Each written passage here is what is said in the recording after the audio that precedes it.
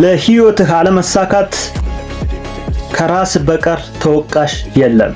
መንግስትን፣ ግብርን፣ የዓለም ሁኔታዎችን መውቀስ አቁም። ትልቅ ነገር አስብ፣ ሀብት ይታይ። ሰላም፣ ፍቅር፣ መትረፍረፍ ለሁላችን ይሁን። ውድ ቤተሰቦቼ እንዴት ናችሁ? ዛሬ አሪፍ በሆነ ቪዲዮ ተገናኝተናል። እስከ መጨረሻው ድረስ ተከታተሉ።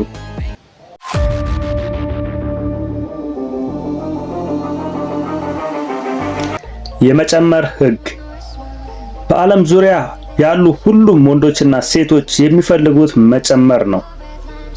የመጨመር ፍላጎት በሁሉም የህይወት ደረጃ በሚገኙ ሰዎች መገለጥን የሚፈልግ እግዚአብሔር ግፊት ነው።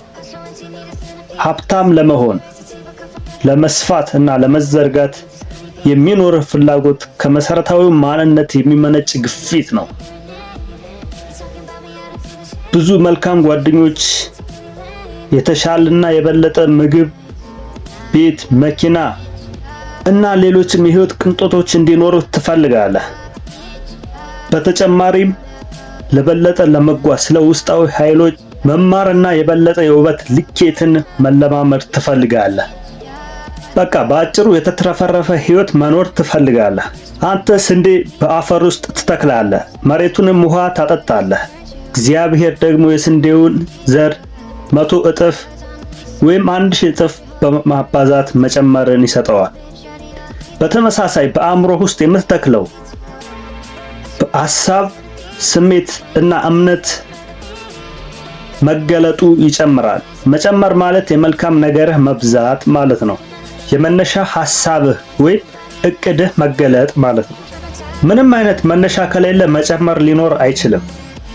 ስለዚህ አሁን የመጨመርን ሐሳብ በአእምሮ በማስረጽ ጀምር።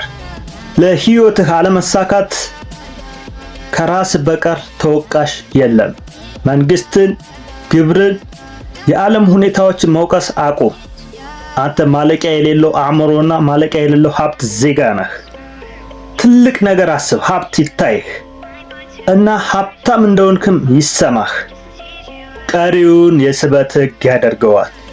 ውድ ቤተሰቦች፣ ማንም በጨለማ ካልተጓዘ የንጋትን ወጋገን ማየት አይችልም።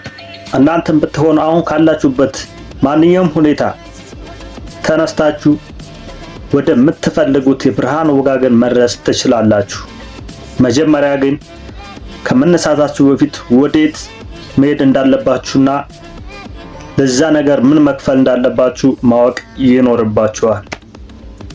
እና ቁርጠኝነት ይፈልጋል። በቃ የሆነ ነገር ለማድረግ ከጨለማ ተነስቶ ወደ ብርሃን ለመሄድ ራሱ ቁርጠኝነት ይፈልጋል። ለማሰብ ቁርጠኝነት ይፈልጋል። ለመፈለግ ራሱ ቁርጠኝነት ይፈልጋል። ይሄንን አድርጋችሁ ወደምትፈልጉት ነገር መሄድ ትችላላችሁ። ውድ ቤተሰቦቼ፣ ለዛሬ የነበረኝ ቆይታ ይሄን ይመስላል። ቀጣይ በሌላ ቪዲዮ እስክንገናኝ ድረስ ይሄን ቪዲዮ ሰብስክራይብ፣ ላይክ በማድረግ ቤተሰብ ይሁኑ። እስከዛ ድረስ በያላችሁበት ሰላም ለእናንተ ይሁን። ቻው።